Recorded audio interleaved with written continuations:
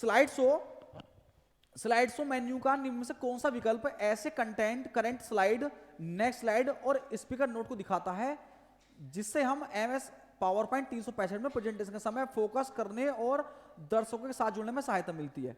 देखो, जैसे अभी मैंने पावर पॉइंट पर स्लाइड शो कर रहा हूं, तो मेरे लैपटॉप पर इस समय दो स्क्रीन जुड़ी हुई हैं, एक तो सामने आपका बोर्ड और एक मेरा लैपटॉप।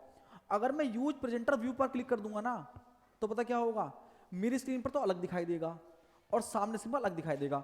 अगर मैंने अपनी स्लाइड के बारे में कुछ अधिक अतिरिक्त जानकारी जोड़ रखी है स्लाइड के बारे में, तो जो जैसे आप बैठे हो, आप बोर्ड देख रहे हो, आपको वो नहीं दिखेगी उस स्लाइड के बारे में अतिरिक्त जानकारी। अगर मैं अपने लैपटॉप में देखूंगा, तो जो मैंने नोट्स भरे हैं, तो मैं उस स्लाइड में अपने नोट्स देख सकता हूं। बात समझ में आई? अगर मैं यूज प्रेजेंटर व्यू को क्लिक करता हूं, तो हमारे लैपटॉप के साथ ना दो स्क्रीन होनी जरूरी है। सही है? एक आप देख रहे हो, आप दर्शक हो, एक मैं देख रहा हूं। तो मैं अपने लैपटॉप पर ना जो स्क्रीन में आपको दिखा रहा हूं उसके बारे में नोट्स भी भर सकता हूं। वह नोट्स केवल प्रेजेंटर को दिखाई देते हैं, व्यूअर्स को दिखाई नहीं देते। तो इसका इस्तेमाल करने के लिए हम किसका उपयोग करेंगे? व्यू प्रेजेंटर व्यू का। सही है? यूज प्रेजेंटर व्यू का। और सुनो, अगर आपको स्लाइड के बारे में नोट्स भरने हैं तो दो तरीके हैं, या तो नॉर्मल व्यू के नीचे मैंने आपको बताया था, या फिर नोट्स पेज में आकर के आप स्लाइड के बारे में नोट्स भर सकते हो। तो इसका आंसर क्या आएगा? इसका आंसर आएगा यूज प्रेजेंटर व्यू। आंसर क्या आएगा इसका? यूज प्रेजेंटर व्यू का आंसर आएगा। ठीक है, अगला क्वेश्चन चलते हैं। देखो,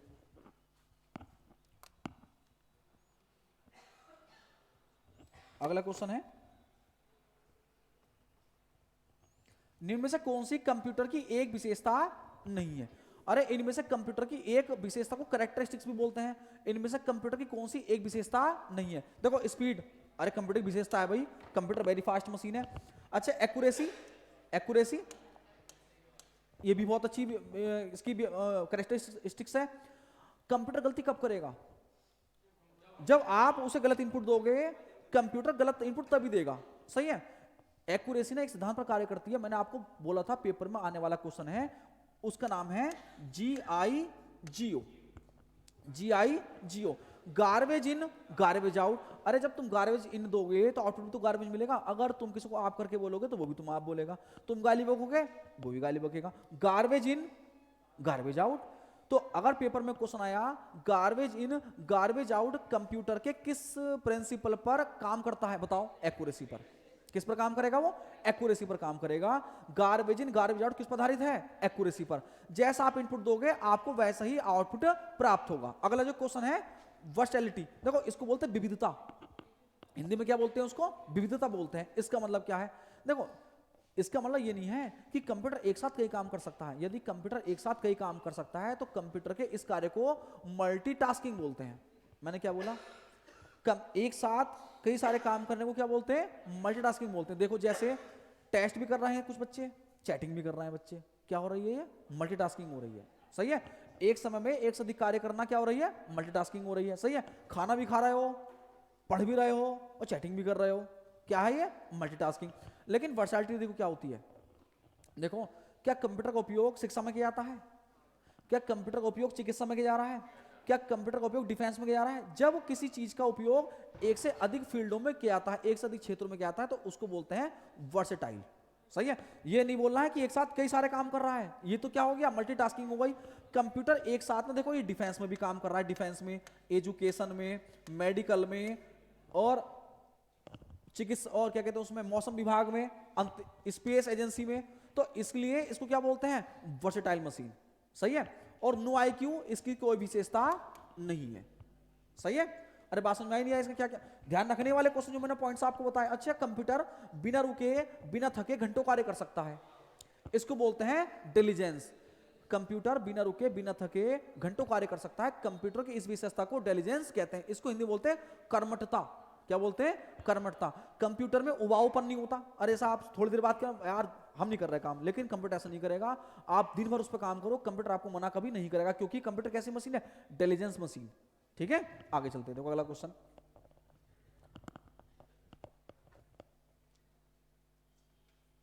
अगला क्वेश्चन है टीसीपी। टीसीपी कैसी प्रोटोकॉल है? कनेक्शन लेस है। और यूडीपी कैसी प्रोटोकॉल है? कनेक्शन ओरिएंटेड है। ये कौन सी प्रोटोकॉल है? कनेक्शन लेस, सॉरी टीसीपी कौन सी प्रोटोकॉल होती है भाई? कनेक्शन ओरिएंटेड होती है, और जबकि यूडीपी कनेक्शन लेस होती है। ये बताओ, ये दोनों जो प्रोटोकॉल मैं आपको बता रहा हूं, टीसीपी और यूडीपी, ये ना ट्रांसपोर्ट लेयर की प्रोटोकॉल होती है। कौन सी लेयर पे होती है? ट्रांसपोर्ट लेयर की प्रोटोकॉल होती है। अगर पेपर में क्वेश्चन आया कि यूडीपी और टीसीपी कौन सी लेयर की प्रोटोकॉल होती है? ट्रांसपोर्ट लेयर की प्रोटोकॉल। और ट्रांसपोर्ट लेयर ओएसआई मॉडल में कौन सी स्थान पर होती है? चौथे स्थान पर होती है। अरे नंबर कौन सा है इसका? चौथे स्थान पर कौन सी होती है? ट्रांसपोर्ट लेयर होती है। और टीसीपी चौथे स्थान पर होती है। तीसरे स्थान पर नेटवर्क लेयर होती है। सही है। तो ये बताओ, अगर पेपर में क्वेश्चन आया टीसीपी और यूडीपी कौन सी लेयर पर कार्य करती है? ट्रांसपोर्ट लेयर पर कार्य करती है। सही है। चलो एक क्वेश्चन हो रहा है इसमें, पेपर में क्वेश्चन हो रहा है। देखो एक्नॉलेजमेंट बोलते हैं रिप्लाई मिलना। कौन सी लेयर में, इन दोनों में प्रोटोकॉल में कौन सी प्रोटोकॉल में एक्नॉलेजमेंट मिलता है? टीसीपी में। एक्नॉलेजमेंट प्राप्त नहीं होगा यूडीपी में। अरे रिप्लाई पता नहीं चलेगा आपको।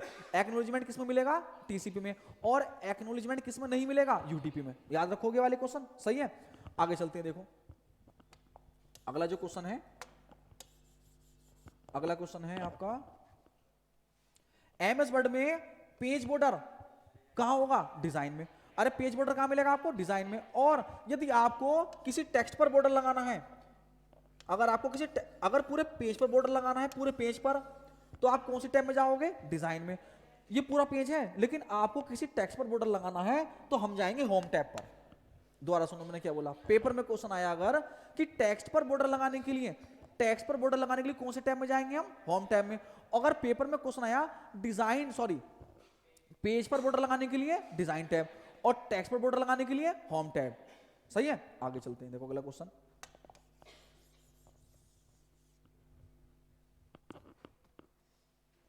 अगला क्वेश्चन है एमएस एक्सेल 365 में निम्न में से कौन सा स्क्रीन के शीर्ष पर और टाइटल बार के नीचे नीचे दिखाई देता है? बताओ। टाइटल बार के ठीक नीचे रिबन होता है। अरे क्या होगा? रिबन। टाइटल बार के नीचे क्या होगा? रिबन होगा। सही है। और ये बताओ, रिबन को छुपाना, उसे क्या वो? कोलैप्स। रिबन को छुपाने के लिए क्या बोलते हैं? कोलैप्स बोलते हैं। और रिबन को कोलैप्स करने के मैंने 3 तरीके आपको बताए थे। कौन कौन से तरीके बताए थे? एक तो देखो दिखाता हूं, रिबन को छुपाने के तरीके कितने होते हैं। पेपर में आया हुआ क्वेश्चन बता रहा हूं मैं। रिबन को छुपाना क्या कहलाता है? कोलैप्स कहलाता है। तो कोलैप्स करने के तरीके कितने होते हैं? देखो, अरे सुनना, ये जो कोलैप्स वाला क्वेश्चन है ना, एमएस वर्ड में भी, एक्सेल में भी और पावर पॉइंट में, तीनों में काम करेगा। सही है। तो रिबन को कोलैप्स कैसे करते हैं मैं आपको सिखा रहा हूं। एमएस वर्ड में भी ये काम करेगा, एक्सेल में भी और पावर पॉइंट में भी। देखो कोलैप्स किसको बोलते हैं।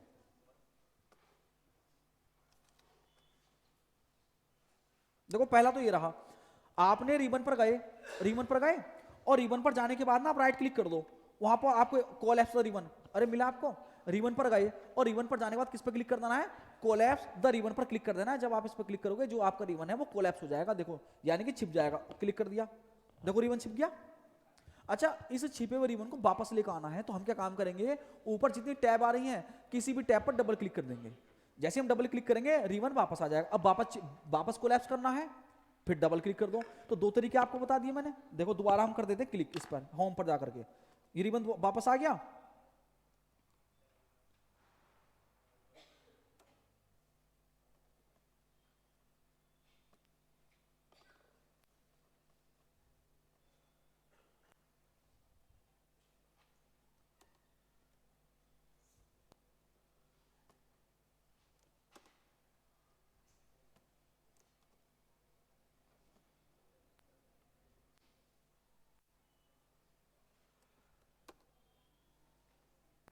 इसकी एक शॉर्टकट की होती, बताई थी मैंने।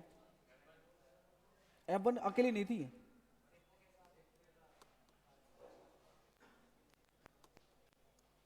चलो आगे चलते हैं। देखो चल नहीं रही वो।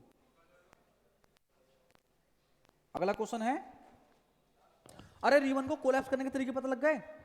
एक तो रिबन पर राइट क्लिक कर देते हैं और वहां से कौन सा विकल्प चुनेंगे आप? Collapse the ribbon. और एक तरीका मैंने बताया, किसी भी टैब पर आप डबल क्लिक कर दो तो रिबन क्या हो जाता है? कोलैप्स हो जाता है, यानी कि छिप जाता है। यही question MS Word, Excel, PowerPoint तीनों में काम करेगा आपका। अगला क्वेश्चन देखो, अगला क्वेश्चन है full form of RAC in railway reservation, full form of RAC railway reservation. देखो ये क्या होता है, इसकी फुल फॉर्म होती है रिजर्वेशन अगेंस्ट कैंसिलेशन। इसकी फुल फॉर्म क्या होती है, रिजर्वेशन अगेंस्ट कैंसिलेशन। देखो होता क्या है इसमें, बहुत सारे क्वेश्चन में क्लियर कर दूंगा इसमें आपके। RAC देखो होता क्या है, जैसे आप ट्रेन में जब गए होंगे,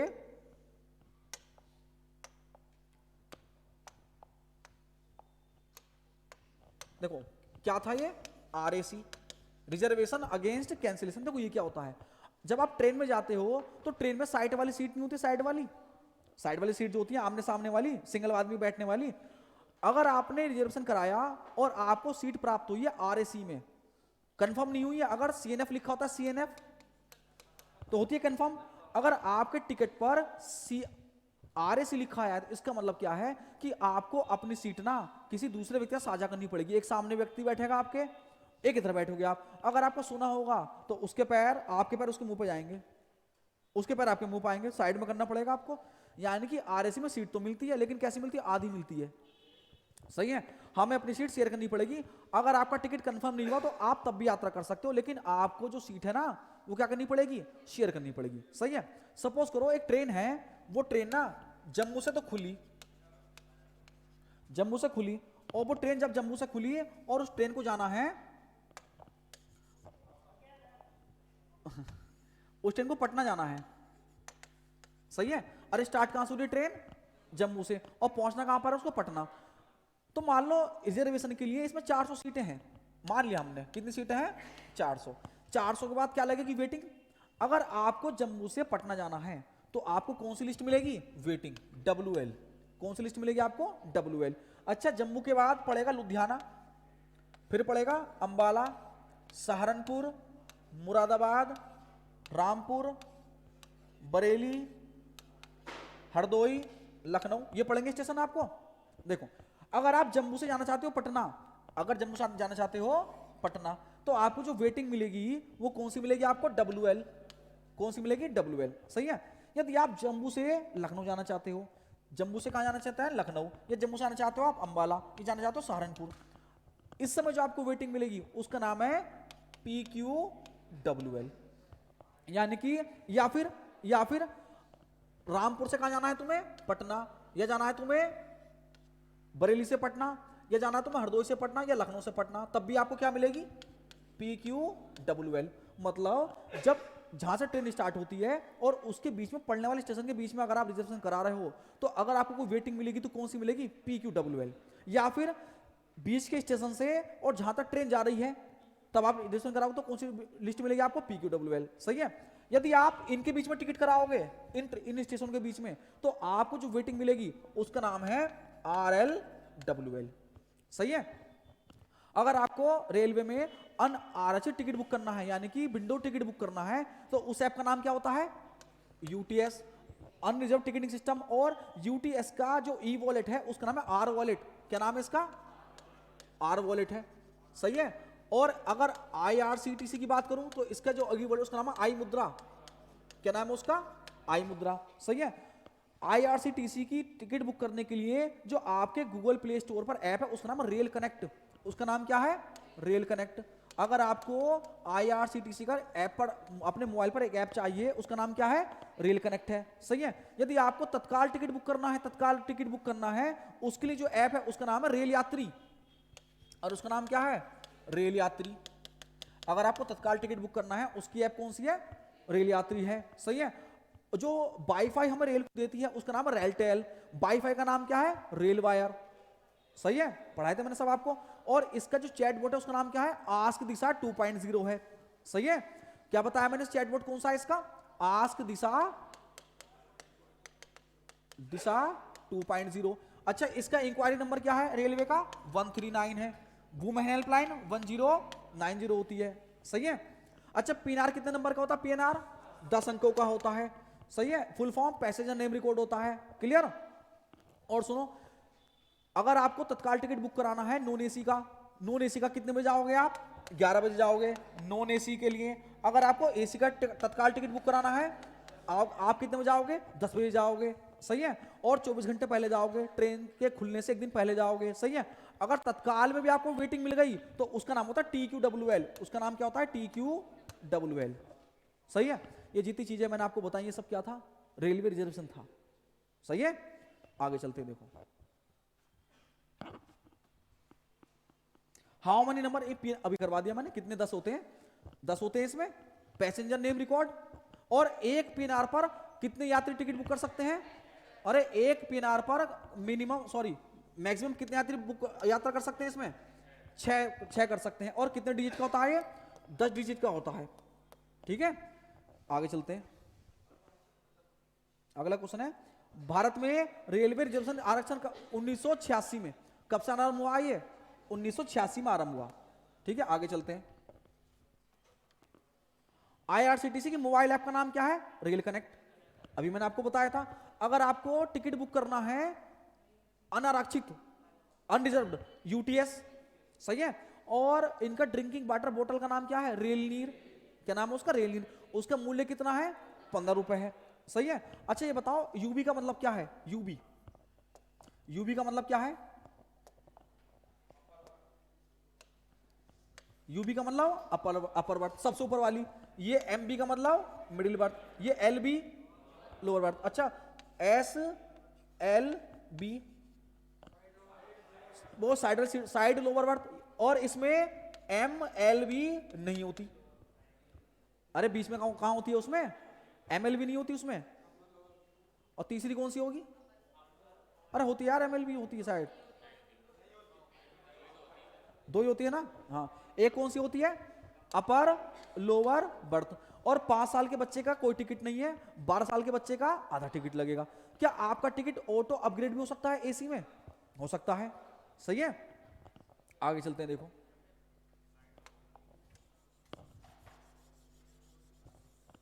आगे चलते हैं, अगला क्वेश्चन है, निम्न में से कौन सा कथन गूगल सर्च इंजन के बारे में सत्य है। देखो इसे वर्ष 1972 में विकसित किया गया, गलत।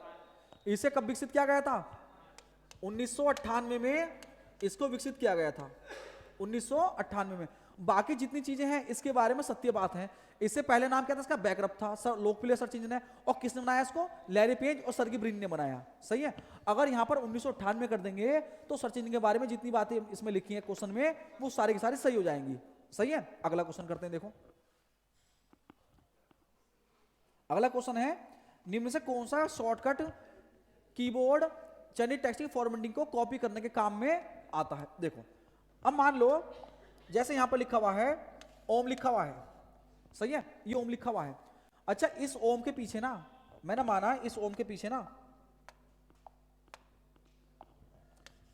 ये व्हाइट कलर पर, ये व्हाइट कलर है, ये येलो कलर है, सही है, ये येलो कलर है। इस पर एक हमने ओम लिखा, इसका जो बैकग्राउंड है वो कैसा है, येलो, और उसके ऊपर हमने रेड कलर से लिख दिया।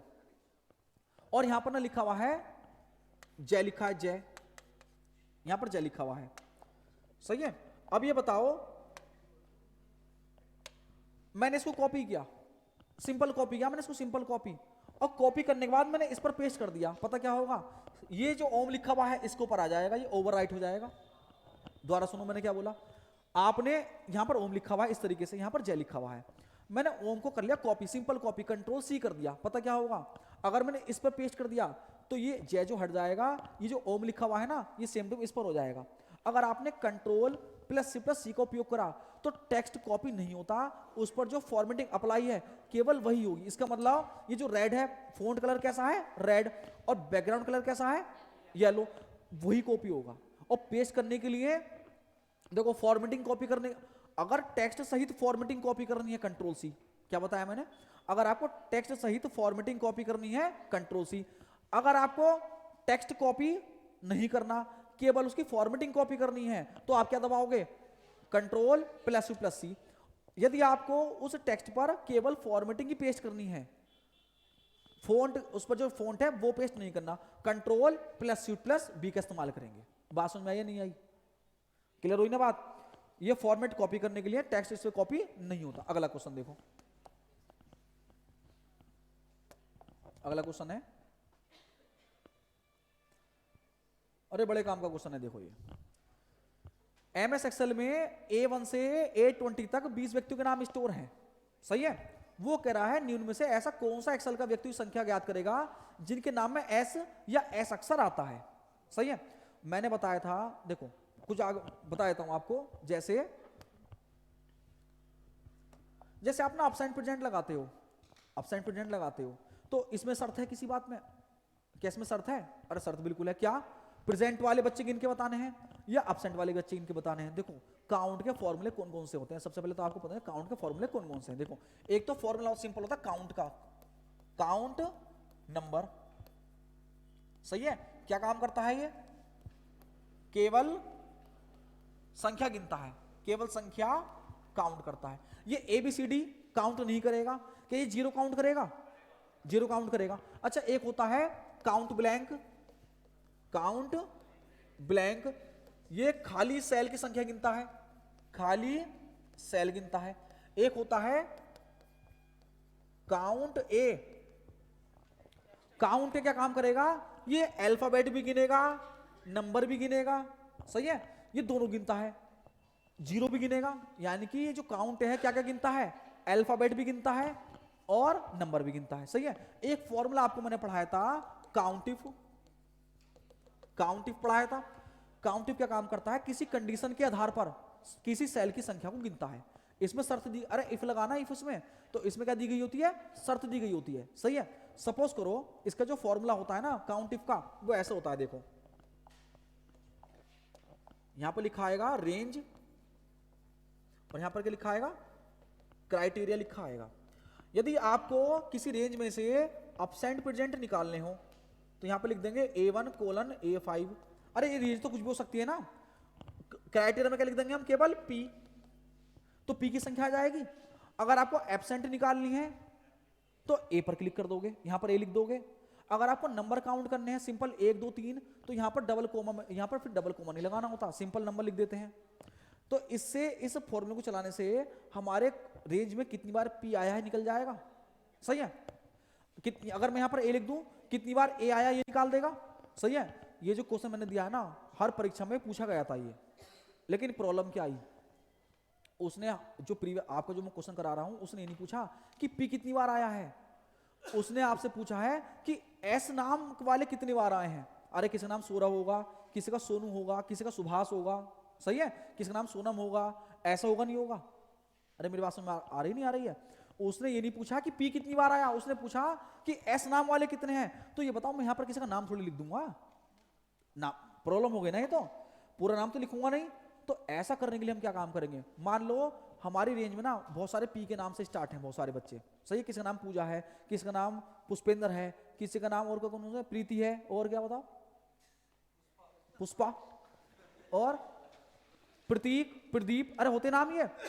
तो हमें ये पता कर लगाना है किन के नाम में P आया है। तो हम एक काम करेंगे, देखो हम क्या काम करेंगे, सेम ऐसे उतार देंगे काउंटिफ A1 A5 डबल कोमा, यहां पर लगा देंगे स्टार। हम क्या लगा देंगे? स्टार। और जिस नाम के शब्द हमें चाहिए हम लिख देंगे P और फिर लगा देंगे स्टार, ब्रैकेट कर देंगे बंद। ऐसा करने से क्या होगा, किसके नाम में P आई है वो सब बता देगा। अगर आप ये स्टार नहीं लगाओगे तो खाली जिसके जो खाली P है केवल वही मैच करेगा। अरे ये पैटर्न मैचिंग के काम में आते हैं स्टार, इन्हें बोलते हैं वाइल्ड कार्ड। अरे वाइल्ड कार्ड कितने होते हैं? 2। एक तो होता है स्टार, एक होता है क्वेश्चन मार्क। ये किसके लिए होता है? मल्टीपल मैचिंग के लिए, और ये 1 कैरेक्टर मैचिंग के लिए होता है। सही है। तो इससे क्या होगा, अगर मैं ये फॉर्मूला चलाऊंगा तो इससे क्या होगा कि P नाम किनके नामों में आया है, यानी कि प्रदीप, पुष्पा, जो भी तुम बता रहे थे, सही है, पारो, सब आ जाएंगे इसमें। ठीक है। अच्छा क्वेश्चन ऐसा आ गया, क्वेश्चन का एक प्रकार और हो सकता है कि क्वेश्चन ऐसा आ गया कि इस लिस्ट में से ना ऐसे नाम निकालो जिनके नाम के अंत में S आया हो, या जिनके नाम के अंत में P आया हो, ऐसे भी बोल सकता है। अगर क्वेश्चन ऐसा आ गया, ये क्या करेगा, ये वाला जो मैंने फॉर्मूला लिखा ये बता देगा कि किनके नाम में P आया है। अच्छा अगर मैं फॉर्मूला ऐसे चला दूंगा, काउंटिफ A1 कोलन A5 और स्टार P, अगर मैं ऐसे लिख दूंगा पता क्या होगा, ये ऐसे नाम निकाल के ऐसे संख्या बताएगा, संख्या गिन करके, नाम नहीं निकालेगा, संख्या बताएगा कि ऐसे इतने नाम हैं जिनके लास्ट में क्या आया है, P आया है। अरे बात समझ में आई है नहीं आई? ये क्या बताएगा कि लास्ट में क्या आया है, लास्ट में आया नाम के पी, उनकी संख्या बता देगा गिन करके आपको। अगर आप फॉर्मूला चला दोगे ऐसे करके, count if A1 colon A5, और अब की बार ना ये स्टार आपने बाद में लगाया,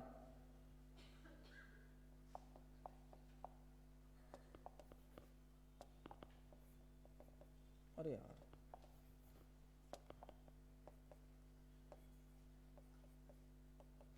अगर आप ऐसे करोगे पता क्या काम करेगा, ये ऐसे शब्द आपको ढूंढ करके बताएगा जिनके आरंभ में क्या आया है पी, यानी कि स्टार्ट में क्या आया है, स्टार्ट में पी आया है, सही है। ये खाली पी की संख्या गिनकर बताएगा, ये पी कितने नामों में आया ये वो बताएगा, और ये वाला लास्ट में पी किस किस का आया है, और ये वाला क्या बताएगा कि शुरुआत में पी किस किस का आया है, सही है। अगर मैं ये फॉर्मूला कुछ ऐसे चला दूं, काउंट तो सब ऐसे रहा, अगर मैं ऐसे चला दूं ए पी, अगर मैं ऐसा करके चला दूं तो ये ऐसे शब्द गिन के बताएगा जिनका नाम ए से तो आरंभ हुआ है और पी पे खत्म हुआ है, सही है। अगर मैं ऐसा चलाऊंगा तो क्या बताएगा, ये ऐसे सेलों की संख्या गिन के बताएगा जो स्टार्ट कहां से हुए हैं ए से और खत्म कहां पर हुए हैं पी से। भैया हर बार एक क्वेश्चन पूछा जाता, कर लोगे अब, बहुत सारी चीजें बता दी देखो मैंने आपको।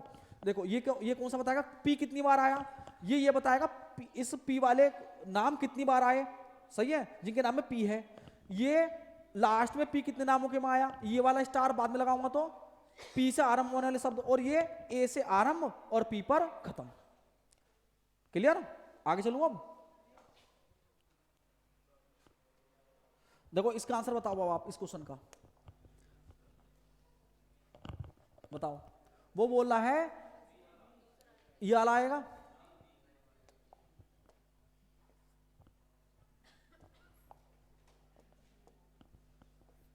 ये आएगा ना।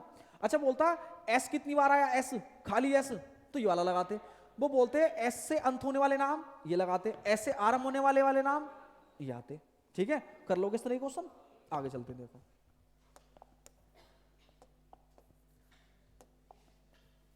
अगला क्वेश्चन है। अरे भैया अरे क्या छोड़ दो।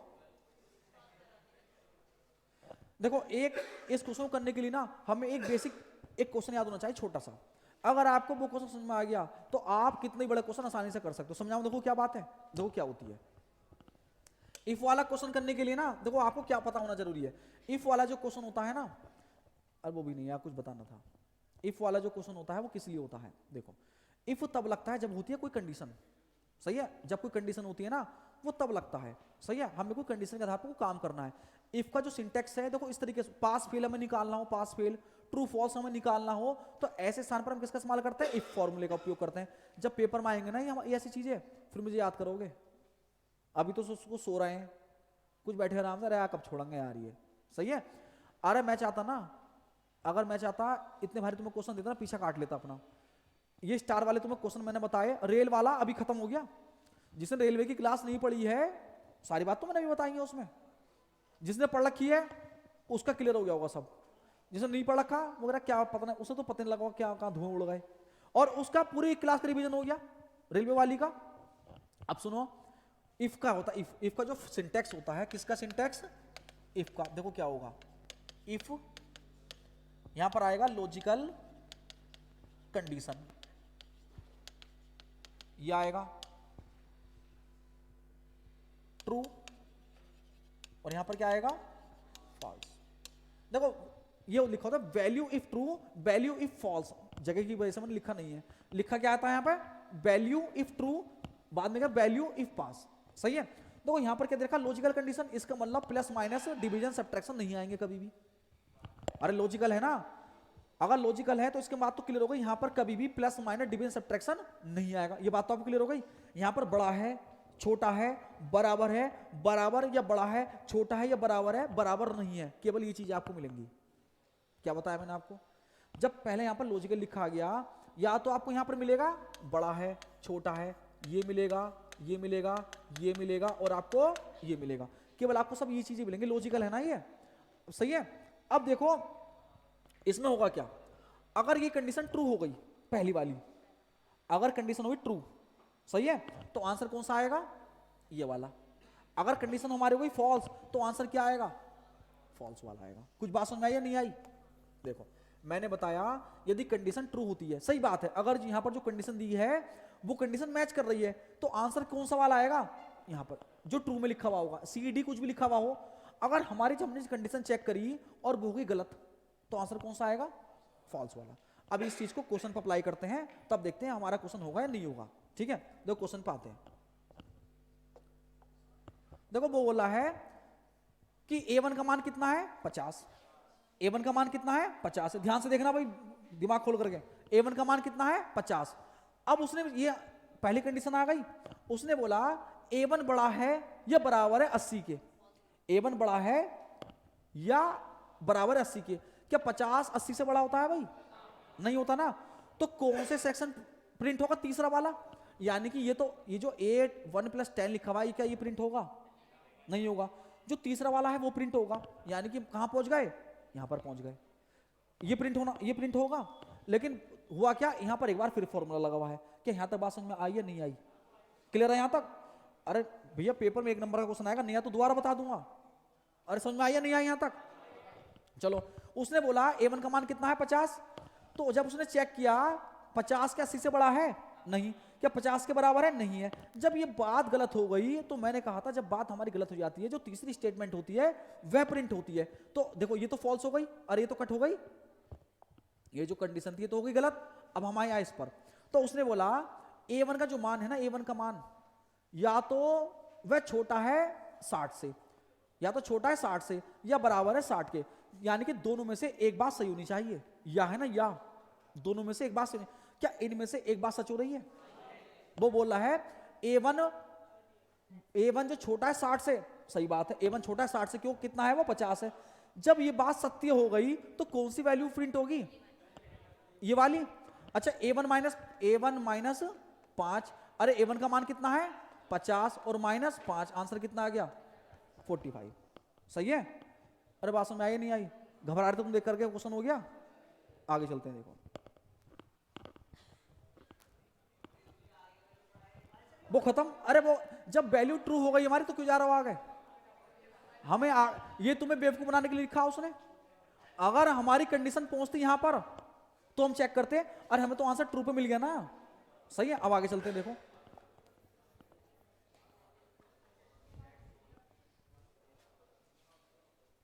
अगला क्वेश्चन है, जीमेल में जब कोई संदेश को डिलीट करते हैं कहां जाता है वो, ट्रैश में, और ट्रैश में हम उसे कितने तक, 30 दिन तक कर सकते हैं, सही है। अच्छा एक क्वेश्चन पूछूं आपको छोटा सा, रवि ने सचिन को मैसेज किया ईमेल पर, सही है। क्वेश्चन क्या बोल रहा हूं, एक हमारे पास एक लड़का है उसका नाम क्या है रवि, एक तो रवि है और एक कौन है सचिन, सही है। अब रवि ने सचिन को मैसेज किया, अगर इन्हें ईमेल किया होगा तो इसके कौन से बॉक्स में जाएगा, सेंट बॉक्स में, और जब सचिन के पास मेल पहुंच जाएगा कहां जाएगा, इनबॉक्स में। लेकिन ऐसा नहीं हुआ, ना तो ये इसके सेंट बॉक्स में है और ना ये इसके इनबॉक्स में है। संदेश कहां गया, ये कहां गया, आउट बॉक्स में। तुम ड्राफ्ट लगा के आए थे, तुम्हारे पेपर में क्वेश्चन आया, तुम ड्राफ्ट लगा के आए थे, याद है मुझे, आया था, तुम लगा के क्या आए थे, मुझे याद है। आंसर कहां जाएगा, आउट बॉक्स में जाएगा, ठीक है। अरे कर लोगे ना, क्योंकि असफलता पूर्वक भेजे गए संदेश जाते हैं आउट बॉक्स में और सफलता पूर्वक भेजे गए संदेश इनबॉक्स में। कल का जो टेस्ट है पूरा इंटरनेट है और ईमेल दोनों आएंगे उसमें, पढ़ लेना सही से। अगला देखो, अगला क्वेश्चन है कैर 90 का मान क्या होगा, सही है, कैर 90 का मान क्या होगा। देखो आपको एक चीज याद रखनी है,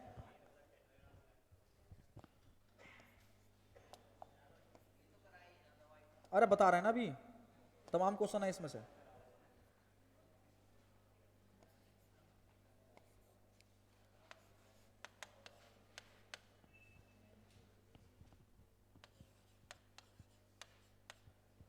आपको याद, दो चीज याद रख लोगे जो मैंने बोर्ड पे लिखी हैं। क्या याद रखना है, ए बराबर कितना 65 और स्मॉल ए बराबर 97, सही है। अरे याद रख लोगे भाई? नहीं, देखो, अरे कैपिटल ए बराबर 65 और स्मॉल ए बराबर 97, याद रख लोगे? अब एक काम करो, क्वेश्चन में पूछा गया ये, जैसे इसको ना एक नाम होता है, उसको बोलते हैं ASCII कोड बोलते हैं इसको, सही है? आस्काई कोड बोलते हैं, आस्काई कोड। देखो निकालना कैसे, पेपर में तुम एक क्वेश्चन सब क्वेश्चन कर दोगे यार, सही है? अब मान लो आपसे पूछा गया कि एस का ए का आस्काई कोड क्या होगा, तो एक काम करो, जैसा आपसे पूछा गया सी का क्या होगा, सी का पूछा गया कि सी का आस्काई कोड क्या होगा, सही है? एक काम करो, अरे सी की वैल्यू कितनी होती है? 3 होती है, 3 कितनी होती है? 3, तो उसमें तुरंत 64 जोड़ दो, आंसर क्या आएगा? 67 आएगा। अरे क्या हर किसी की, अगर जिससे आपसे पूछे किसी भी चीज का वो कोड पूछे, आप क्या काम करोगे? उसमें कितना जोड़ दोगे? 64 जोड़ दोगे। आपसे अगर पूछे जेड का 26 में क्या जोड़ना है? 64, आंसर कितना आएगा? 90। ये तो है। अरे नहीं आई बात समझ में? मैं ये कह रहा हूं, आप दो चीज याद करो पहले, ए बराबर, इस कैपिटल ए बराबर 65 और स्मॉल ए बराबर 97, सही है? पेपर में आपसे पूछा गया कि भैया ये बताओ डी का आस्काई कोड क्या होगा, डी का आस्काई कोड क्या होगा, सही है? अब एक काम करो, डी की खुद की वैल्यू कितनी होती है? 4, ये कैपिटल डी है ना, तो इसमें जोड़ देंगे हम 64। क्या जोड़ देंगे हम? 64 जोड़ दिया। जब मैंने इसमें 64 जोड़ा, आंसर कितना आ गया? 68 आ गया।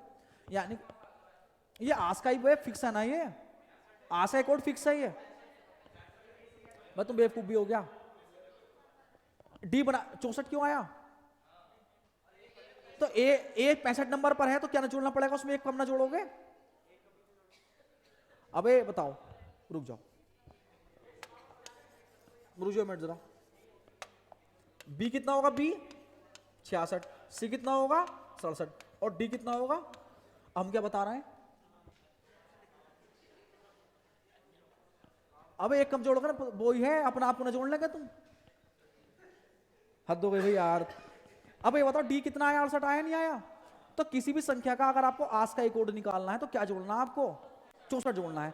अब उसने 90 पूछा, 90 क्या पूछा उसने? 90 माइनस 64, 26 आएगा भाई, जेड आएगा। अरे सबको क्लियर है क्यों आएगा? हाँ भाई तो सार, इसका आंसर क्या आएगा? डी का 67 या 68? डी का 68 आएगा, 68। अरे क्यों आएगा पता लग गया ना? अगला क्वेश्चन, ENIAC एडवेक एटसेक। अरे बड़ा आसान क्वेश्चन है, कहां के हैं ये? प्रथम पीढ़ी के कंप्यूटर हैं, सही है? और इनको बनाने वाले जो दो व्यक्ति थे ना, उनका नाम है एकर्ट तथा मॉचली। अरे इन दोनों के निर्माता कौन है? एकर्ट और मॉचली हैं, सही है?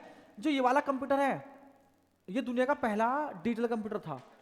अरे सॉरी, एक गलत हो गया, ENIAC का है, ENIAC का। अरे ENIAC का कौन है?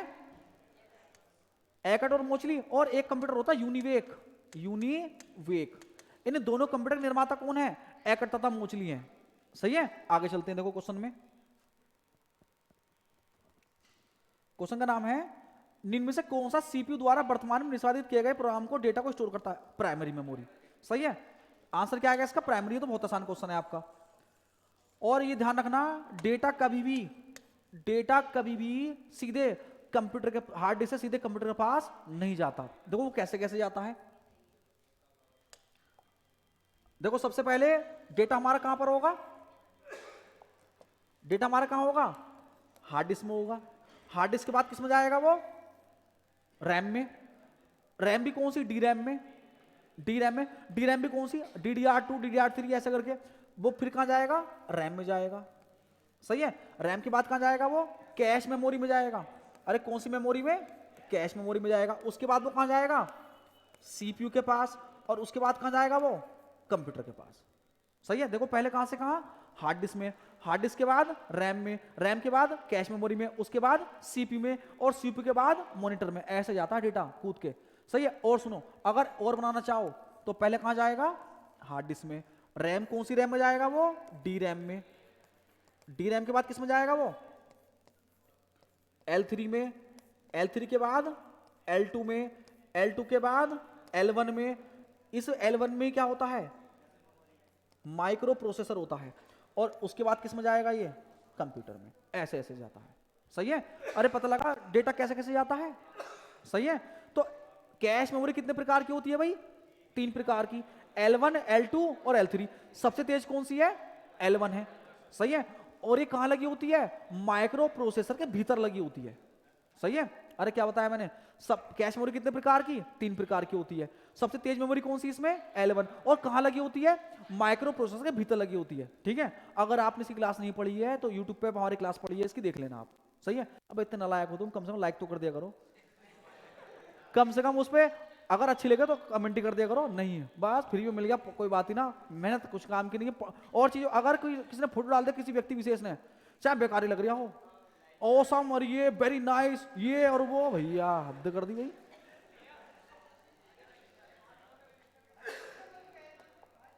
अरे चाहे फोटो बेकारी लग रहा हो। अगला क्वेश्चन, अरे पता लगे डेटा कैसे कैसे आता है भाई। अच्छा इसका आंसर क्या है भाई, 11 आया होगा आपका, ये तो मैथ का क्वेश्चन है, आपने कर लिया होगा, 11 इसका आंसर है। अगला ये भी कर लिया होगा आपने, कितना आया इसका, 17। अगला क्वेश्चन है, अच्छा एक और इफ आ गया, अब फिर ड्रामा आ गया भाई, इफ वाला। सही है, आंसर कितना आया इसका, 3 आएगा। अब सुन लो, देखो पहली बात तो जिस व्यक्ति को मोड के बारे में नहीं पता, मोड के बारे में, तो वो इस क्वेश्चन को नहीं कर पाएगा। सबसे पहले हमें मोड की जानकारी तभी तो करोगे। अरे इफ के अंदर कौन सा फंक्शन लगा हुआ है, मोड। देखो मोड क्या काम करता है, मोड देखो मोड क्या काम करता है, मोड लिखा हो ना, मोड, और लिखा हुआ 5,2 लिखा हुआ है। सही है, अरे मोड का मतलब होता है शेषफल, 2 दूनी 4, कितना बाकी बचा 1, आंसर कितना आएगा इसका, 1 आएगा। बात समझ में आई। अरे मोड क्या था, मोड शेषफल बता, और एक होता कोशेंट, एक और क्या होता है कोशेंट, वो बताता है भागफल। अरे कोशेंट क्या बताता है, भागफल बताएगा। अगर यहां पर लिखा होता है QUOITENT कोशेंट 5,2, आंसर कितना आता है यहां पर, 2 आता। सही है, दोबारा सुन लो, अरे ये क्या बताता है, ये शेषफल, और ये क्या बताता है, भागफल बताता है। सही है, ये बात तो क्लियर हो गई आपको। अब क्वेश्चन पाते, देखो क्वेश्चन क्या कह रहा है आपसे, क्वेश्चन कह रहा है मोड 503/2। अरे 502 पूरा पूरा कट गया, कितना बचा 1, यानी कि इस स्थान पर क्या आ गया 1। क्या 1 बराबर 0 सही बात है ये, अरे 1 0 के बराबर होता है क्या, नहीं होता, फॉल्स है। जब ये कंडीशन फॉल्स है तो कौन सी, क्या ये कंडीशन प्रिंट होगी वही वाली, देखो कोमा यहां पे लगा हुआ ना, देखो एक कंडीशन तो ये बन गई, देखो कंडीशन नंबर 1 तो ये रही, और ये कौन सी कंडीशन है यहां तक, दूसरी, और ये कौन सी कंडीशन है, तीसरी। ये बात समझ में आई या नहीं आई। देखो यहां तक कंडीशन, देखो कोमा ये लगा हुआ, यहां तक पहली कंडीशन, यहां से कोमा स्टार्ट हुआ और खत्म कहां पर हुआ है, यहां पर। ये कंडीशन कौन सी है, दूसरी, और जो तीसरी कंडीशन ये कौन सी है, तीसरी। बात समझ में आई या नहीं आई। अब उसने बोला कि 502 3,2, अगर मैं इसको मोड करूं तो आंसर कितना आएगा, 1 आएगा। क्या ये बात सही है, गलत है, गलत है। 1 बराबर 0 के है, नहीं है। जब ये बात गलत है तो प्रिंट कौन सा वाला होगा, तीसरा वाला, तो तीसरा क्या आएगा, 3 आएगा, आंसर 3। अरे बात समझ में आई नहीं आई, नहीं आई समझ में, दोबारा सुन लो। अभी मैंने आपको इफ बताया था कि जो लॉजिकल कंडीशन अगर ट्रू है, पहली बात अगर ट्रू है तो आंसर कौन सा आएगा, 2 वाला, अगर वो गलत है तो आंसर कौन सा आएगा, 3 वाला। यानी कि इफ वाले कंडीशन में कितने भाग होते, 3। अब देखो पहला भाग तो ये रहा इसका, ये वाला इफ वाला लॉजिकल कंडीशन ये रही। दूसरा कंडीशन देखो यहां से स्टार्ट हुआ, वो ये इफ का फॉर्मूला खत्म कहां पर हुआ है, यहां पर खत्म हुआ नहीं हुआ, 2, और ये कौन सा भाग है इसका, 3। अब अगर ये कंडीशन सही हो जाती, इफ ट्रू होती, तो मैं किसे चेक करता, इसको। अब हमने चेक किया 503,2, जब मैं इसको 2 से भाग दूंगा तो वैल्यू कितनी आई, 1। क्या 1 2 0 के बराबर है, नहीं है। जब हमारी गलती फॉल्स, हमारी बात फॉल्स हो गई, कंडीशन हमारी फॉल्स हो गई, तो कौन सी वैल्यू प्रिंट होती, तीसरी वाली, और तीसरी वैल्यू पर क्या है, यहां पर 3 है, तो 3 आंसर आएगा, नहीं आएगा। सही है, अरे कर लोगे, आगे चलते हैं, देखो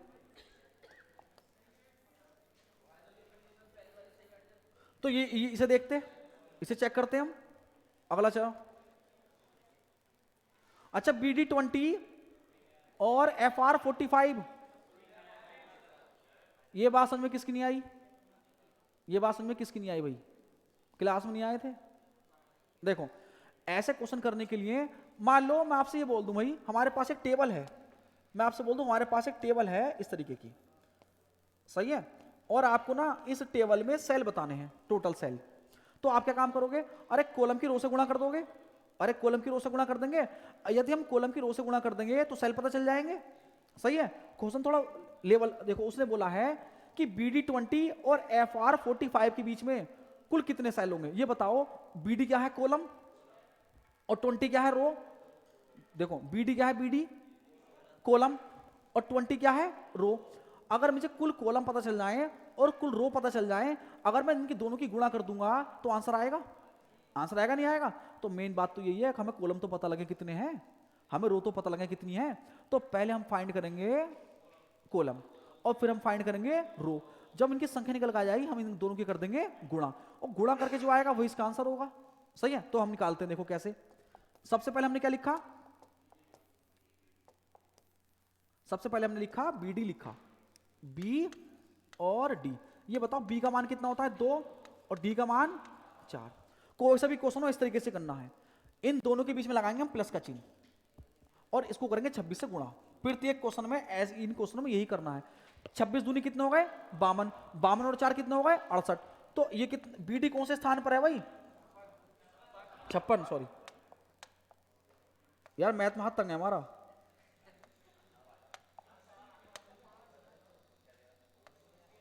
अरे कितने आ गए इसमें? 56 आ गए। अरे यानी कि BD जो है BD वो कौन से नंबर पर है? कई बात समझ में आई या नहीं आई? BD कौन से नंबर पर है हमारी? 56। अरे BD निकल कर आया मुझसे बार। BD BD कहाँ बनती है भाई सबसे ज्यादा? हमारे क्षेत्र के आसपास अमरोहा में। कहाँ बनती है? अमरोहा में। और एक चीज और बनती है अमरोहा में, ढोलक। ढोलक। अच्छा कांट में क्या बनता है भाई? कांट में अरे चोट पे जो पट्टी बांधते हैं ना वो बैंडेज बनती है कांट में सबसे ज्यादा, सही है। अब सुनो BD कितना आया? 56। अब देखो FR निकालते हैं, FR कितना होगा? हमने लिखा यहां पर F और यहां पर लिखा हमने R। R कितना होता है? 18। F कितना होता है? 6। बीच में प्लस के 26 से कर दें हम गुणा, कितना आएगा भाई? 174। अरे देख लेना पहले, 174 आया। ये कितना आएगा? 174, सही है। तो कुल मिला के FR कितने नंबर पर है? 174 पर। कि दोनों निकालने आ गए। चलो मैं इसको ऊपर अप कर रहा हूं। अब हमने क्या निकाली भाई? कॉलम। अरे कॉलम कहां से कहां तक है भाई? 56 से 174 तक है। कॉलम कहां से कहां तक है? 56 से 174। तो कॉलम की संख्या कैसे निकालेंगे? टोटल कॉलम हो गई हमारी 174 माइनस 56। ऐसा करने पर 56 वाली कॉलम हट गई, 56 भी तो चाहिए हमें, तो हम इसमें एक जोड़ देंगे। कितना आया भाई बताना? 119 आया। यानी कि टोटल कॉलम कितनी हो गई हमारे पास? 119। कई बात समझ में आई या नहीं आई? सही है। अब हम निकालते रो। रो कितनी हो गई भाई हमारे पास? रो कितनी हो गई? 45 माइनस 20। अरे ऐसा करने पर जो 20 वाली कॉलम है वो भी तो हट गई, हमें तो वो चाहिए, तो हमने इसमें एक जोड़ दिया। ये कितना आया? कितना आया ये? अरे बताओ जल्दी से। 26 आया। और 26 की और 119 की गुणा कर दो। क्या कहना है? अरे गुणा करो वही आएगा आंसर।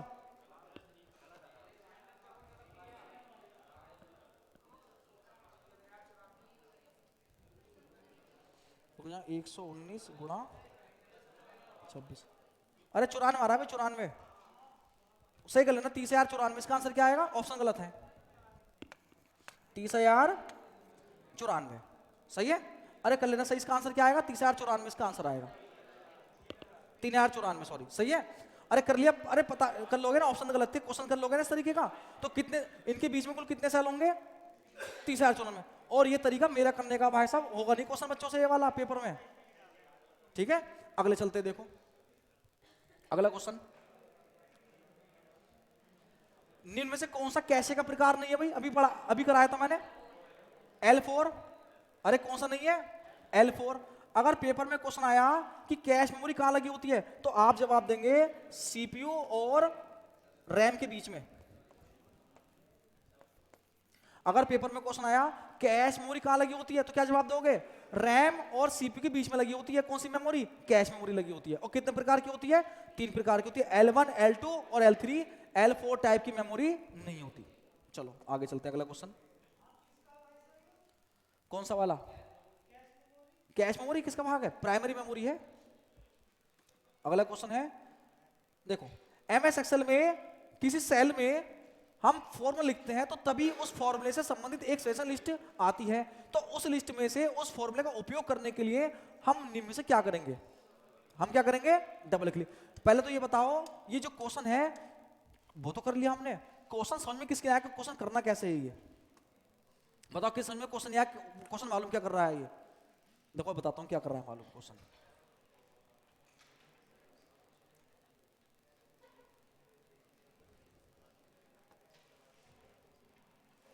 देखो मैं एक फॉर्मूला टाइप कर रहा हूं, काउंट ब्लैंक किसी सेल में। देखो मैंने इस सेल में फॉर्मूला टाइप किया बराबर COUNT। तो काउंट ब्लैंक के जितने भी फॉर्मूले लिखे हुए आ गए। अरे जब किसी सेल में हम कोई फॉर्मूला टाइप करते हैं तो उससे संबंधित उनकी लिस्ट आती है। अगर उन फॉर्मूले का उपयोग मैं करना चाहता हूं तो इन पर किसी पर आकर डबल क्लिक कर दूं। देखो मैंने क्लिक कर दिया काउंट इफ पर, आ गया ये। तो हम क्या काम करते हैं? Right click. क्या क्वेश्चन समझ गए आप ये वाला? अरे बताओ ये क्वेश्चन समझ आया नहीं आया? कि उस सजेशन लिस्ट आती है तो उस लिस्ट में से उस फॉर्मूले का उपयोग करने के लिए हम क्या करेंगे? डबल क्लिक कर देंगे, वो फॉर्मूला हमारी शीट में इंसर्ट हो जाएगा। ठीक है आगे चलते हैं, देखो अगला क्वेश्चन। एमएस एक्सेल में कॉलम की डिफॉल्ट चौड़ाई 8.43 होती है, सही बात है। और सेल की ऊंचाई कितनी होती है? 15 होती है। होती नहीं होती है? तो वो कह रहा है इससे अधिक टेक्स्ट को कॉलम में करने पर ऑटो फिट करने के लिए हम क्या करेंगे? देखो आई का उपयोग करेंगे। ये किस लिए होती है? ये वाली होती है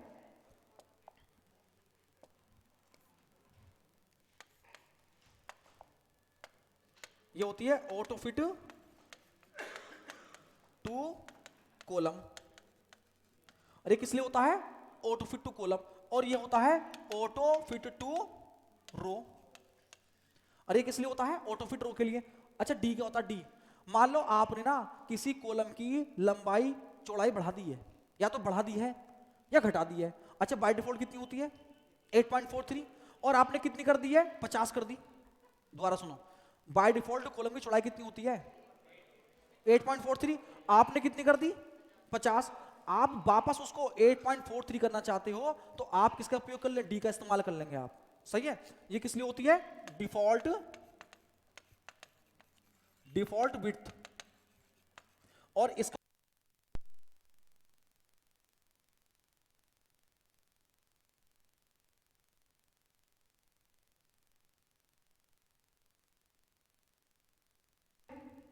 अगला question,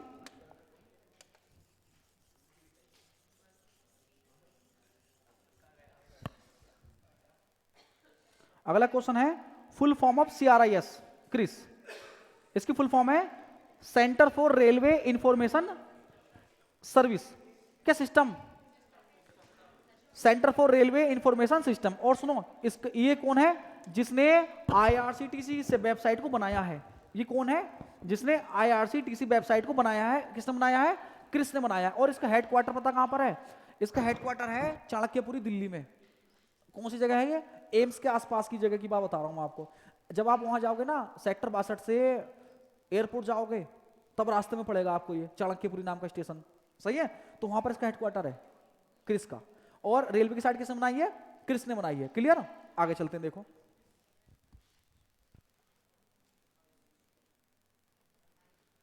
full form of ICT information and communication technology. C इसका आंसर है। आसान क्वेश्चन है। अगला क्वेश्चन है MS वर्ड 365 में शो व हाइट को सक्रिय करने पर, भैया 1 नंबर आएगा इस क्वेश्चन से। शो व हाइट को सक्रिय करने पर शब्दों के बीच में रिक्त स्थान आ जाता है। सही है। देखो कैसे करना है ये वाला क्वेश्चन, इसका आंसर हमें कैसे देखना है। अगर आपको ये चीज चेक करनी है कैसे की चेक की जाएंगी, देखो क्या करना, आपको ध्यान से देखना बोर्ड पर मैं क्या क्या कर रहा हूं। देखो सबसे पहले हमने एमएस वर्ड ओपन किया,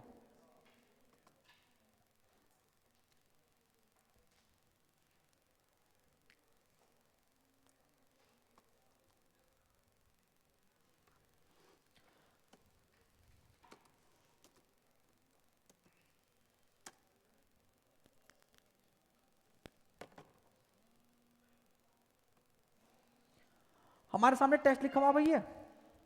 अब हमने क्या काम करा, जो दूसरा पैराग्राफ है, दूसरा वाला पैराग्राफ, हमने इस पैराग्राफ को कर लिया सेलेक्ट। सही है, सेलेक्ट करने के बाद मैं गया फ़ॉन्ट डायलॉग बॉक्स में, और यहां पर ना मैंने कर दिया इसको हिडन। अरे लिखा रहा हिडन, अरे हिडन लिखा हुआ है, तो मैंने इसको कर दिया हिडन, और हमने कर दिया इसको ओके। जो दूसरा पैराग्राफ था क्या वो हिडन हो गया। सही है, अब हमने क्या काम किया, जो ये लिखा ना वीडियो और प्रोवाइड, यहां पर जाने के बाद ना मैंने यहां पर टैब का बटन दबाया है। कौन सा बटन दबाया मैंने, टैब का। लो मैंने टैब का बटन दबा दिया यहां पर। ऐसे ही मैंने जहां पर लिखा व्हेन यू क्लिक लिखा हुआ ना, हमने यहां पर भी टैब का बटन दबा दिया। सही है, अब मैं तीसरे पैराग्राफ में गया, सबका आंसर बताऊंगा मैंने ऐसा क्यों किया। मैं इंसर्ट में गया, इंसर्ट में जाने के बाद ना मैं पिक्चर में गया, और यहां से ना एक पिक्चर इंसर्ट कर लेता हूं मैं, डेस्कटॉप पर पड़ी है, हमने पिक्चर इंसर्ट कर ली। सही है, ये चीज मैंने कर ली। सही है, अब क्वेश्चन में वो बोल रहा था शो और हाइड को सेक्रिय करने पर, अभी शो और हाइड सेक्रिय नहीं है। अब हम करते हैं शो बाय हाइड सेक्रिय। देखो वो कहां से होगा, देखो जी ये ऑप्शन दिखाई दे रहा ना आपको, ये वाला, ये जो ऑप्शन दिखाई दे रहा है, ये वाला, ये जो ऑप्शन है ये वाला, इसको क्या बोलते हैं, शो एंड हाइड। मैं जैसे इस पर क्लिक करूंगा, देखो क्या होने वाला है, देखो जहां पर ये खाली स्थान है, जहां पर स्पेस थी, देखो क्या वहां पर क्या आ रहा है, डॉट। देखो वे पावरफुल और वे के बीच में क्या है, डॉट है। अरे है नहीं है, पावरफुल और वे के बीच में क्या है, डॉट। अच्छा मैंने इस पैराग्राफ को मैंने हाइड किया था, आया वो, उसके नीचे डॉटेड अंडरलाइन है ना, और जहां पर मैं टैब का बटन दबाया था वहां पर एरो है। इसका मतलब अगर मैं शो और हाइड को विकल्प को सक्रिय कर देता हूं और मुझे कहीं तीर प्राप्त होती है एरो, इसका मतलब क्या है, टैब। और कहीं एक टेक्स्ट है उसके नीचे अंडरलाइन है, इसकी पहचान क्या है, टेक्स्ट क्या था, हिडन था। सही है, यदि आपने प्राप्त, देखो और सुनो, अब हम आगे गए,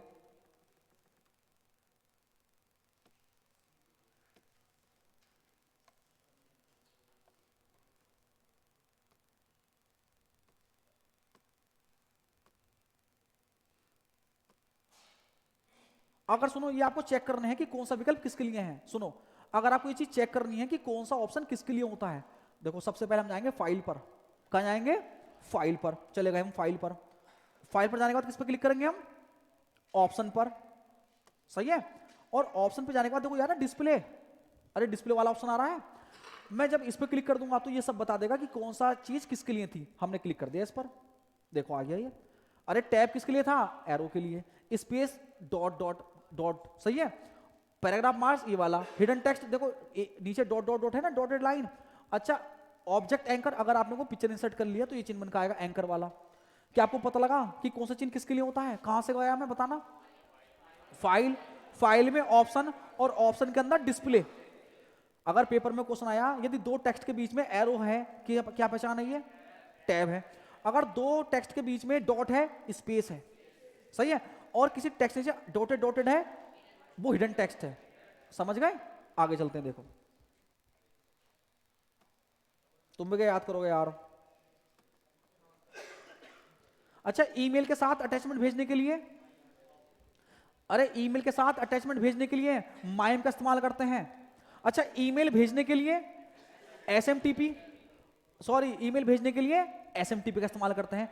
ईमेल प्राप्त करने के लिए पॉप और आईमैप का। और सुनो ईमेल के साथ अटैचमेंट भेजने के लिए मल्टीपर्पज इंटरनेट मेल एक्सटेंशन इसका इस्तेमाल करते हैं। गलत किस किसका हुआ क्वेश्चन ये वाला, अरे आधी क्लास गलत है भाई। मल्टीपर्पज इंटरनेट मेल एक्सटेंशन, देखो ध्यान कर लेना, ईमेल नहीं भिजवा रहा वो, ईमेल के साथ क्या बोलते भेजा उसने, अटैचमेंट। अटैचमेंट को हिंदी में अनुलग्न बोलते हैं। अरे क्या बोलते हैं इसको, अनुलग्न। अच्छा, अटैचमेंट के रूप में ईमेल के द्वारा कोई फोटो भेज दोगे आप? अच्छा, ऑडियो भेज दोगे, वीडियो भेज दोगे, ग्राफिक्स भेज दोगे, एनिमेशन भेज दोगे, लेकिन EXE फाइल नहीं भी आती। अच्छा, कितने MB तक की चीज भेज सकते हो आप? 25 MB। क्या 25 MB की 4 भेज दोगे? भेज सकते हैं, सही है। चलो आगे चलते हैं, अगला क्वेश्चन। किसकी? Multipurpose internet mail extension. अगला क्वेश्चन है, अगला क्वेश्चन है पोर्ट नंबर ऑफ HTTPS। देखो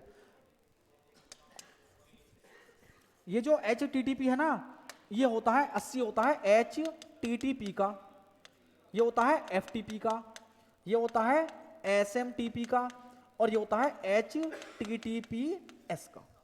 सही है। अगला क्वेश्चन देखो, बता जल्दी से। कितने और बचे? 10 बचे ना, आसान है वो तो। आगे अरे पूरा MS वर्ड घूम लिया, पूरा MS वर्ड तुम जाओ।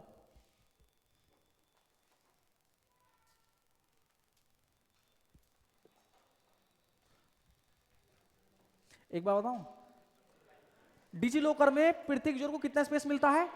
1 GB। अरे कितना मिलता है? 1 GB। और डिजी लॉकर में एक व्यक्ति एक बार में 10 MB तक का डॉक्यूमेंट स्टोर कर सकता है। सही है। और जीमेल प्रत्येक खाताधारी को 15 GB की स्पेस देता है और वह 25 MB तक का अटैचमेंट भेज सकता है। सही है। दोबारा सुन लो, डिजी लॉकर कितना स्पेस देगा? 1 GB। और कितने तक का डॉक्यूमेंट अपलोड कर सकते हो? 10 MB का। इसी प्रकार जीमेल कितना स्पेस देता है? 15 GB का। और कितने MB तक की फाइल भेज सकते हो? 25 MB तक की। सही है। और डिजी लॉकर कब बना था? 2015 में बना था। सही है। और इस पर रजिस्ट्रेशन करने के लिए हमें आधार कार्ड नंबर की जरूरत पड़ती है। आगे चलते हैं,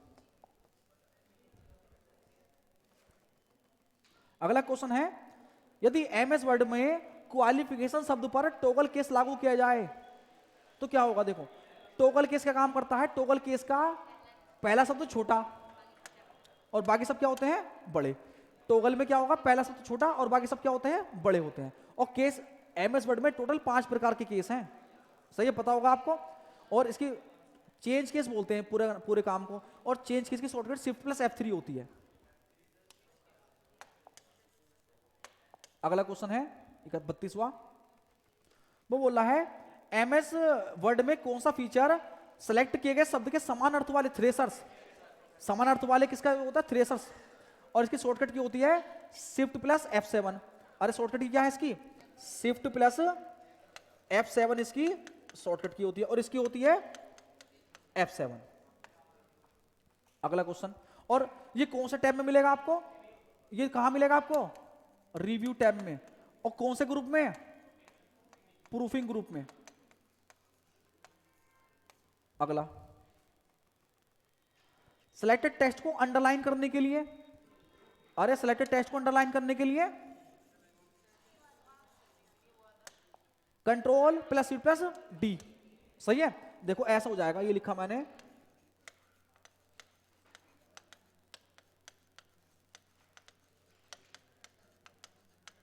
हमने ये लिखा, ये लिखा हुआ है। सही है। अगर हमें अंडरलाइन करना हो Ctrl+U, अगर मुझे ऐसे अंडरलाइन करना हो, देखो इस तरीके से, अरे कुछ अलग है नहीं है, देखो ये यानी कि जहां पर स्पेस है वहां पर अंडरलाइन नहीं है, तो इसके लिए यूज होता है ये वाला Ctrl+C+W, यानी कि स्पेस जहां पर होती है वहां पर अंडरलाइन नहीं आएगी। अगर आप खाली Ctrl+U दबा देंगे तो सब में लाइन आएगी।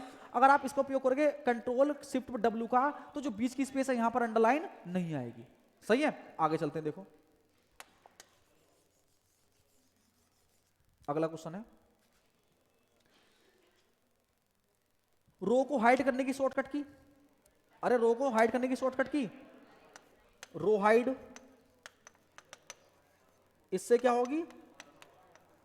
कॉलम हाइड होती है। इससे फॉर्मेट सेल होता है, फॉर्मेट सेल। और 5 से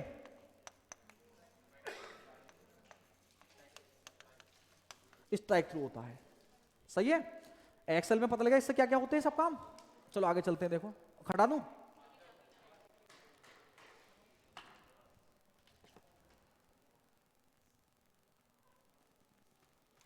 सिद्धू इससे बात करिए, कौन है यार?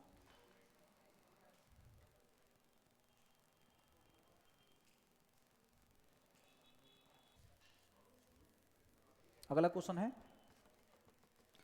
वर्कशीट में सेलेक्टेड सेल में आउटलाइन जोड़ने के लिए, देखो इसका मतलब क्या है, आपने ना एमएस एक्सेल में इतना एरिया सेलेक्ट कर लिया ऐसा करके, अगर आपको उसके चारों तरफ बॉर्डर लगाना है, बॉर्डर आपने सेल की रेंज सेलेक्ट कर ली, और अगर आपको उसके चारों तरफ बॉर्डर लगाना है तो आप यूज करोगे इसका।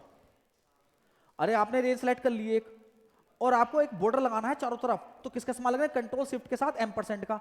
अगर वो बॉर्डर हटाना है तो आप यूज करेंगे इसका। ये किसके लिए होता है, हटाने के लिए, सही है।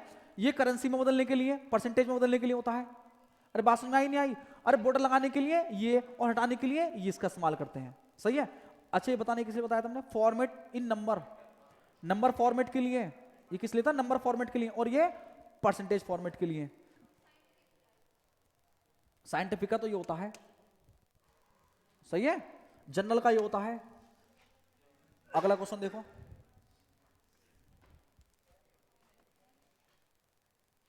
अरे बहुत बढ़िया क्वेश्चन, एक क्वेश्चन आने की संभावना यहां से। देखो क्वेश्चन कैसे होगा, वो बोल रहा है भाई A5 में क्या है भाई हमारे पास, अरे A5 में क्या है, A5 में A3 और B4 है, और हमने इसको कॉपी कर लिया, पेस्ट कहां कर दिया इसको, E9 में, सही है। ये बताओ यहां पर A था और यहां पर भी क्या है A, तो यहां पर E है तो यहां पर भी क्या होगा, E होगा। अच्छा यहाँ पर 5 था तो कितने कम हो गए 2, तो यहाँ पर 9 है तो कितने कम हो गए 2, 7 प्लस यहाँ पर A था तो कितना हो गया B, तो E है तो क्या हो जाएगा F, यहाँ पर 5 है तो कितना हो गया 4, तो 9 है तो यहाँ पर क्या हो जाएगा 8। ये रहा आंसर, सही है। रीजनिंग का क्वेश्चन है दोनों। आगे चलते हैं, देखो 4 बचे हैं और बस।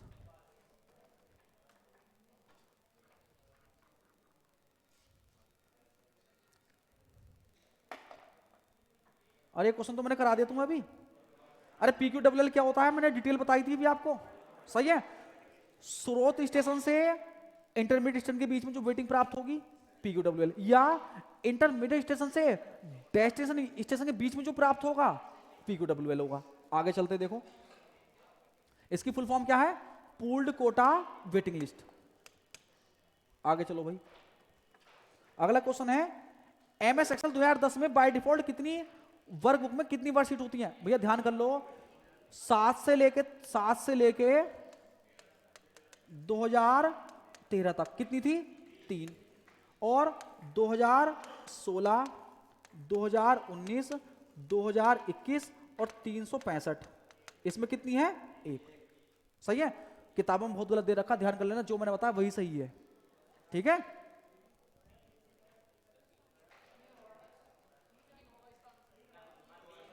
अरे 10 में पूछा, 10 में तो 3 आएंगी, 10 में कितनी आएंगी 3 आएंगी, सही है। आगे चलो भाई, सेकंड लास्ट क्वेश्चन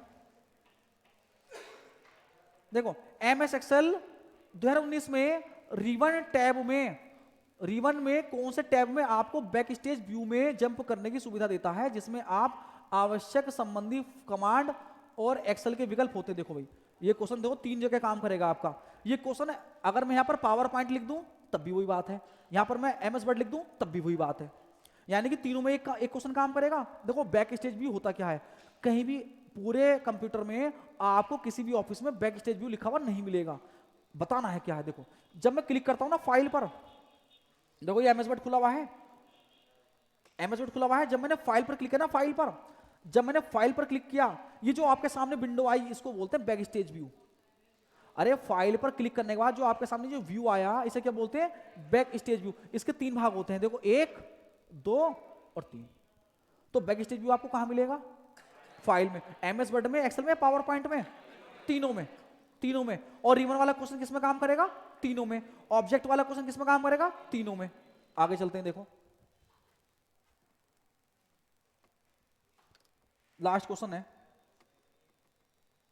तो भारी क्वेश्चन हो गया।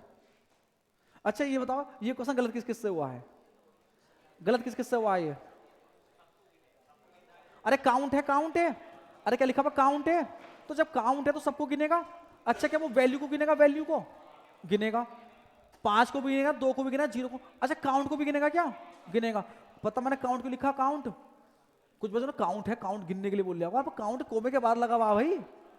सही है, तो आंसर कितना आएगा इसका, 5 आएगा। सही है, सिद्धू वीडियो पुश कर दो।